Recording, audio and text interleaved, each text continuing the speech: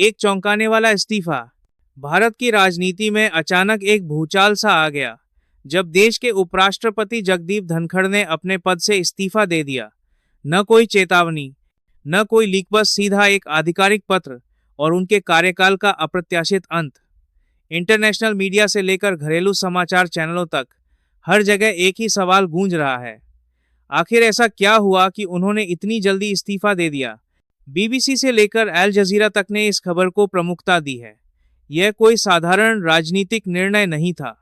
आधिकारिक बयान में कहा गया है कि उन्होंने भारतीय संविधान के अनुच्छेद 66 के तहत स्वास्थ्य कारणों से इस्तीफा दिया है। लेकिन क्या ये वजह वाकई पर्याप्त है या पर्दे के पीछे कुछ और चल रहा है? जगदीप धनखड़ का कार्यकाल 2022 में शुरू हुआ था और 2027 तक चलना था। ऐसे में महज 2.5 साल में इस्तीफा देना भारतीय इतिहास में एक दुर्लभ घटना है।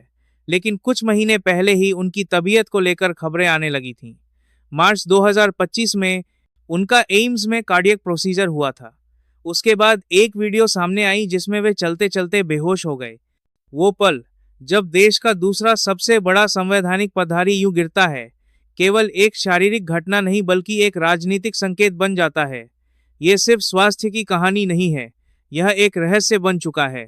वीडियो अच्छा लग रहा हो तो अभी लाइक करें, चैनल को सब्सक्राइब करें और आगे आने वाले पार्ट्स मिस न करें। विरोधाभासों से भरा बयान।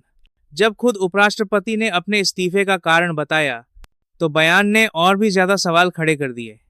उन्होंने राष्ट्रपति को संबोधित एक पत्र में लिखा कि उनकी गिरती स्वास्थ्य स्थिति के चलते वे अब इस जिम्मेदारी को पूरी निष्ठा से नहीं निभा सकते।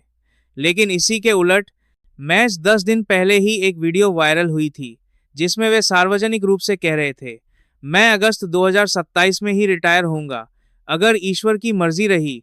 अब सवाल उठता है कि क्या 10 दिन में ऐसा क्या हो गया जो उन्हें अपना निर्णय बदलना पड़ा? क्या वाकई उनकी तबीयत इतनी तेजी से बिगड़ी या फिर उन्हें मजबूर किया गया? वीडियो में वे पूरी ऊर्जा से भरे दिखते हैं, चेहरे पर आत्मविश्वास झलकता है और भाषण में किसी प्रकार की थकावट नजर नहीं आती। यह विरोधाभास दर्शकों को उलझन में डालता है। क्या यह कोई रणनीतिक वापसी थी या फिर कोई आंतरिक राजनीतिक दबाव? यह सवाल इस इस्तीफे को और भी रहस्यमयी बनाता है। देश की जनता और मीडिया दोनों ही इन विरोधाभासों से हैरान है। यह एक साधारण स्वास्थ्य कारण नहीं लग रहा है, किसी बड़ी कहानी का सिरा लगता है। अगर आप भी जानना चाहते हैं कि इसके पीछे की परतें क्या हैं, तो इस वीडियो को अभी लाइक करें, शेयर करें और सब्सक्राइब जरूर करें। गिरती सेहत या कुछ और? मार्च 2025 में उपराष्ट्रपति का कार्डियक प्रोसीजर हुआ और यही बात उनके स्वास्थ्य पर सबसे पहला बड़ा सार्वजनिक संकेत बनी। लेकिन ये तो शुरुआत थी।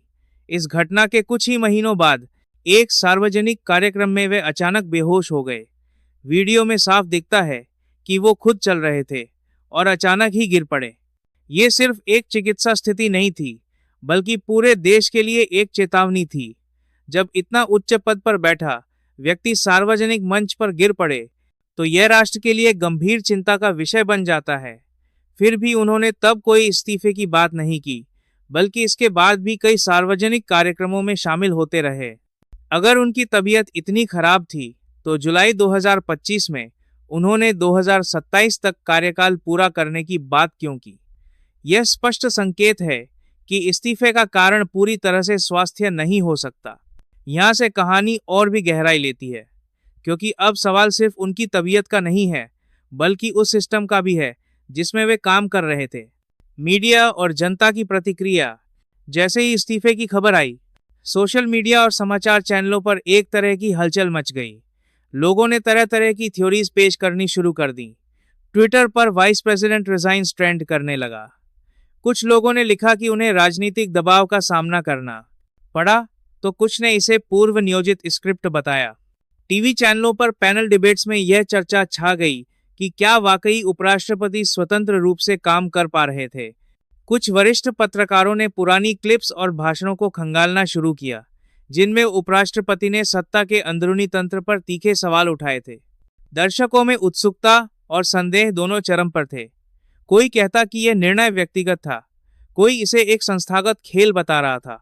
लेकिन एक बात सब मान रहे थे, यह इस्तीफा सिर्फ स्वास्थ्य के नाम पर नहीं हुआ है, अगर आप चाहते हैं कि हम इस इस्तीफे की तह तक जाएं, तो इस चैनल को सब्सक्राइब करना मत भूलिए।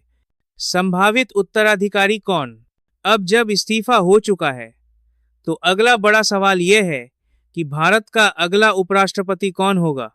इसी सवाल ने राजनीतिक गलियारों को हिला दिया है। सोशल मीडिया पर नामों की अटकलें तेज हो गई हैं। कुछ कह रहे हैं कि बिहार के मुख्यमंत्री नीतीश कुमार इस पद के लिए उपयुक्त होंगे, तो कुछ कांग्रेस के वरिष्ठ नेता शशि थरूर का नाम उछाल रहे हैं। लेकिन उपराष्ट्रपति बनना कोई सीधा राजनीतिक नियुक्ति नहीं होती। यह एक संवैधानिक प्रक्रिया है। सिर्फ सांसदों, लोकसभा और राज्यसभा के सदस्यों के वोट से चुनाव होता है। इस चुनाव में विधायकों की भूमिका नहीं होती। इस समय भाजपा के पास लोकसभा और राज्यसभा को मिलाकर 351 सांसद हैं।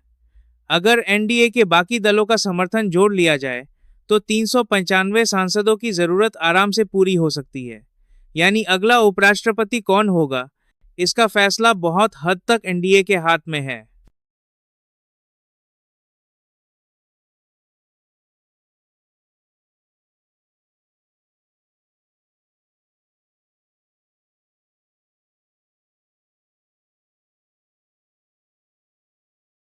एक बेमिसाल विरासत। जगदीप धनखड़ को भले ही लोग उनके अचानक इस्तीफे के लिए याद रखें, लेकिन उनकी सबसे खास बात थी उनकी स्पष्टवादिता। वे शायद पहले ऐसे उपराष्ट्रपति थे जिन्होंने न्यायपालिका पर खुलकर सवाल उठाए।